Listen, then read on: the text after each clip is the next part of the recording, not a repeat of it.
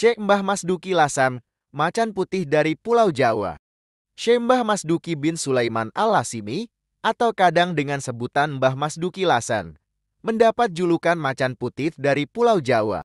Jejak ulama NU Cilacap online kali ini menyajikan sejarah, kelahiran, pendidikan pesantren, karya, keteladaan dan keilmuan Syekh Mbah Masduki Lasam.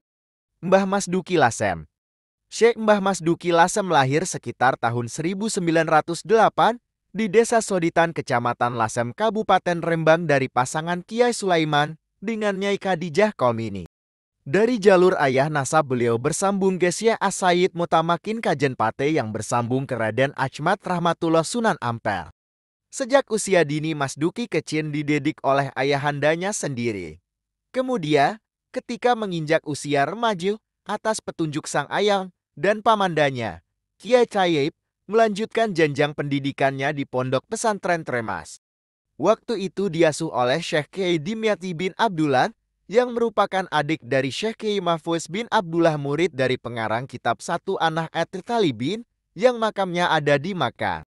Masduki remaja menimba ilmu di Pondok Pesantren Trema selama 11 tahun dengan rincian 3 tahun belajar dan 8 tahun mengajar. Salah satu dari sekian banyak murid Syekh Mbah Masduki Lasam di Tremas adalah Mbah Hamid Pasuruan. Kemudian melanjutkan pendidikannya kepada Syekh Kiai Masyud Pacitan. Usai belajar dari Pondok Tremas, Masduki melanjutkan pendidikannya ke Tanah Suci Makkah Al-Mukarramah selama 6 tahun. Di sana beliau belajar kepada Syekh Umar Hamdan Al-Maghrobi dan Syekh Muhammad Ali Al-Maliki Al-Hasani Al-Maghrobi. Di sana Syekh Mbah Masduki Lasem dipercaya menjadi pengajar di Haromain. Murid-muridnya semasa mengajar di Haromain banyak yang dari Indonesia. Di antaranya Kiai Bishri Mustafa Rambang dan Kiai Masyuri Rejoso Jombang. Gelar Syekh di Makkah. Syekh Mbah Masduki Lasem mendapat gelar Syekh karena termasuk salah satu ulama Indonesia yang mengajar di Masjidil Haram.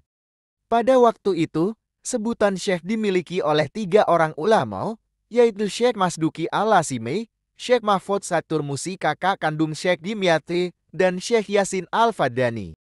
Sepulang dari Makkah, Syekh Masduki Lasem bertemu dengan Syekh Kiai Said Dahlan, salah satu masyayikh di Pekalongan, yang kemudian menikahkan putrinya, Nyai Marifah, dengan Mbah Masduki. Di Pekalongan, Mbah Masduki Lasem sempat mendirikan pesantren. Beberapa muridnya semasa di Tremas banyak yang pindah ke Pekalongan, dengan harapan dapat melanjutkan belajarnya pada beliau. Syekh Mbah Masduki Lasem sangat terkenal kealimannya. Beliau termasuk ulama yang produktif menulis. Hasil karyanya banyak dari beberapa fan ilmu. Setiap beliau mengaji suatu kitab, pasti diterangkan secara panjang lebar seakan mensyarahi kitab tersebut. Setelah beberapa tahun tinggal di Pekalongan, Syekh Mbah Masduki kembali lagi ke Lasem atas permintaan warga Lasem. Di Lasem, Mbah Masduki mendirikan Pondok Pesantren Al-Isylah pada tahun 1950. Banyak orang berdatangan dari berbagai penjuru untuk menimba ilmu darinya, di antaranya dari Jawa, Madura, Kalimantan, Sumatera, dan Sulawesi. Hikayat Macan Putih. Sebelum adanya bangunan Ponpes Al-Isylah, tanah yang akan dijadikan pesantren tersebut merupakan tempat judi, pelacuran, dan tempat pembantaian PKI. Jauh-jauh hari sebelum Syekh Masduki dilahirkan, pejabat desa setempat mengeluh kepada Sayyid Abdurrahman Mbah Sareman, ulama asal Tuban yang tinggal di Lasem yang terkenal kewaliannya, dengan mengatakan, "Mbah, bagaimana tempat itu kok dibuat sarang maksiat?" Kemudian Mbah Sareman mengatakan akan ada macan harimau putih dari barat melewati sungai yang akan menempati tempat itu. Dan tanah itu akan menjadi tempat produksi ulama di tanah Jawa. Yang dimaksud dengan macan putih adalah Syekh Mbah Masduki, dan yang dimaksud sungai adalah Sungai Bagan yang terletak 700 meter sebelah barat tanah Ponpes Al-Isylah. Murid Syekh Mbah Masduki. Di antara murid-murid Mbah Masduki adalah Kiai Isyamuddin Pati, Kiai Nur Rahmat Pati, Kiai Salim Madura, Mbah Mahrus Ali Lirboyo, Kiai Zayadi Probolinggo.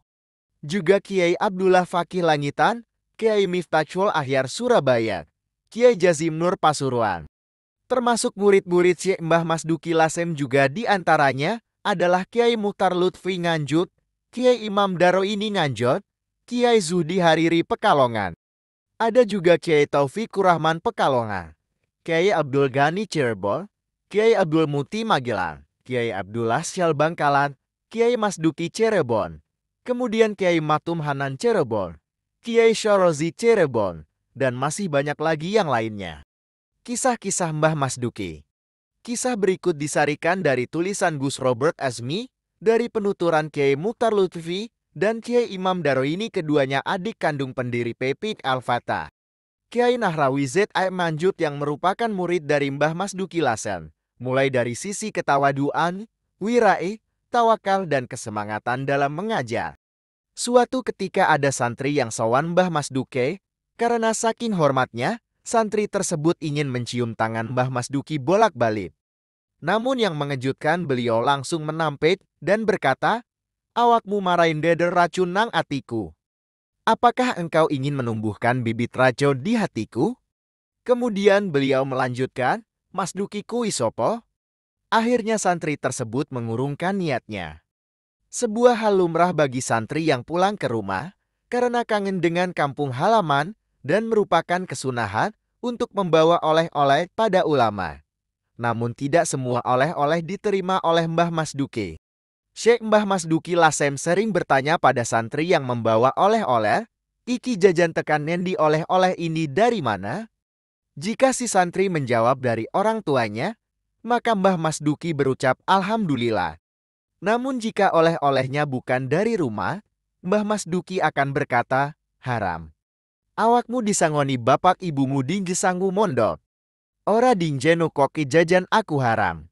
Kamu dikasih uang ayah ibumu untuk uang saku mondok, bukan untuk membelikanku oleh-oleh." Waktu mengaji Mbah Masduki sering bercerita, "Aku kui enak ke bakul beras, budal mondok adol pitik, tak tukok rokok. Tak dol nang santri temas atu, hanyalah anak pedagang beras, pergi mondok dengan menjual ayam. Kemudian uangnya aku belikan rokok, dan kujual ke santri tremas." Dalam kesempatan lain, waktu beliau ngaji, tiba-tiba hujan turun dengan derasnya. Spontan santri yang mengikuti ngaji semburat melarikan diri. Dengan tersenyum beliau berkata, "Santri, kok wedi karo rahmat pengaran." Kemudian beliau dengan tidak tergesa-gesa meninggalkan tempat pengajian dengan berpayungkan sajadah beliau. Ada kisah Mbah Masduki lainnya. Pernah suatu ketika Kiai Muhtar Lutfi mengikuti pengajian tafsir Jalalain yang dihatamkan hanya sebulan Ramadan saja.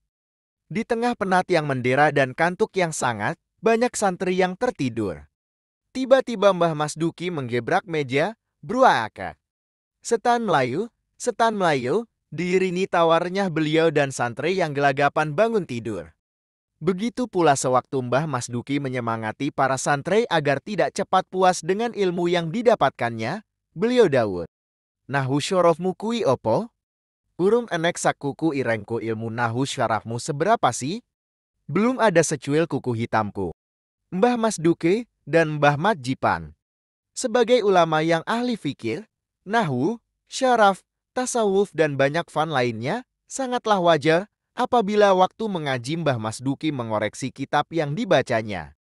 Syahdan, waktu itu beliau sedang membaca kitab Siracat Talibin karangan Syekh Ihsan Jampes Kediri, yang sekarang menjadi salah satu mata pelajaran di Universitas Al-Azhar Kairo. Mbah Masduki sering berkata, "Iki keliru," sambil langsung mencoret lafaz kitab tersebut dengan pena yang beliau bawa. Kabar ini terdengar oleh Mbah Mat Jipan, salah seorang ulama Kediri yang sangat terkenal kecerdasannya, sehingga masyarakat sekitar menjulukinya dengan Mbah Jipang, kepanjangan dari ngaji gampang. Mendengar itu, Mbah Jipang langsung berangkat ke Pondok Lasem dengan menyamar sebagai orang desa, kemudian beliau bertamu ke dalam Mbah Masduki.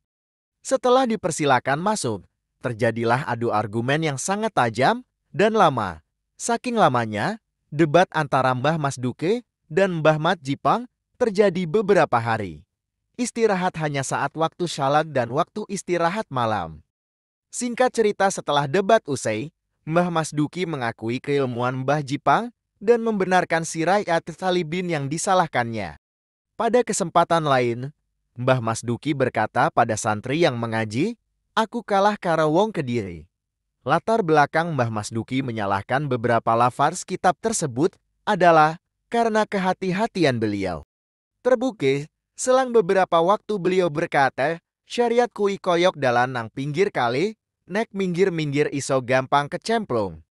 Sing aman nang tengah wae syariat itu, ibarat jalan yang berada di pinggiran sungai, kalau terlalu ke pinggir akan mudah tergelincir, yang aman berjalan di tengah saja. Syekh Mbah Mas Duki wafat. Hadratus Syekh Mbah Mas Duki Al-Asimi termasuk runtutan pewaris tanah Jawa setelah kurun Syekh Mbah Asnawi Banten, yang dikenal sebagai simbol tombak Mangku Mulyo Kutbul Jawi.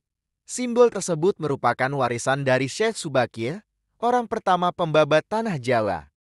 Mbah Mas Duki wafat pada tahun 1975, tepatnya tanggal 17 Jumadil Akhir tahun 1396 Hijriah, dan disemayamkan di Pondok Pesantren Al-Islah Lasem. Sejak tahun itu Ponpes Al-Islah diteruskan oleh puteranya, Syekh Kiai Hakim Mas Duki, yang dilahirkan sekitar tahun 1942. Di usia yang sangat muda, 12 tahun, Syekh Hakim sudah mengajarkan kitab Jam' al-Jawami. Di usia 17 tahun beliau menyusun karya tulis dalam fan ilmu tauhid berbentuk syair yang dinamai Nazam Ibn Al-Asimi.